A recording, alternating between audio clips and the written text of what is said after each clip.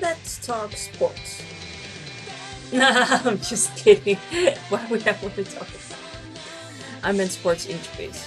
Gee, Nadia, what do you know about sports injuries? Fucking jack shit, yeah. Fries. I mean, I've played sports in my life, but I never really ended up with a real injury.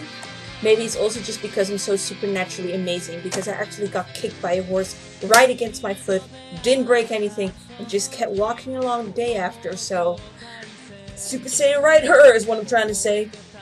But I mean, I like orthopedics, and you know, you really get a lot of patients nowadays. You just walk in and say, I stretched the wrong way, I tried to catch the ball but it didn't really end up. Worked a lot in the garden this weekend, somebody punched me. Either way, the pain is excruciating and they just come here because the painkillers aren't really doing it for them anymore. First things first, what I really need to know is what kind of painkiller do you use, how much and how often. Because people will really go, yeah, I mean, I used paracetamol and it didn't help at all. Okay, so when did you take the paracetamol? Yesterday? How many times? One tablet? One tablet at a time? Yeah, one tablet. You only took one tablet of paracetamol the whole time. Yeah, and it didn't work. So then you examine the limb, muscle thing, appendage that is hurting really badly, and everything is still working. It's just... But it works, that's a good thing. So the only thing you can do is prescribe more painkillers, and you basically don't want to give them any morphine-like tablets.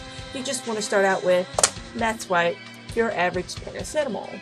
Ibuprofen, basically any kind of medicine that you can take from your local supermarket. If we think it's an inflammation of your muscle, or if it's tendonitis or anything else, we can inject some corticosteroids in it and hopefully they'll work for a while, but you can't take it too often. You have to wait at least a couple of months in between the shots and you can't keep going on forever. So then you refer them to physiotherapists, manual therapists, all kinds of therapists, chakra kind of acupuncturist kind of things. Like, I'm just starting to break dance thinking about it and I have no idea why. So they work with these people, you know, they make some movements, they make some changes, they give you some kind of practice that you need to do. And I got distracted by myself. And then it's supposed to go away. Sometimes people will go, you know what, this really worked out because in a couple of weeks everything just completely went away. And then there are a couple of people like, I don't know, I came back because the problems are still there. Are they still as painful as before? No, it got a lot better. It's just still there. Patience is a virtue. If you strain your muscles too much, it will take at least 6 to 8 weeks for that to heal completely.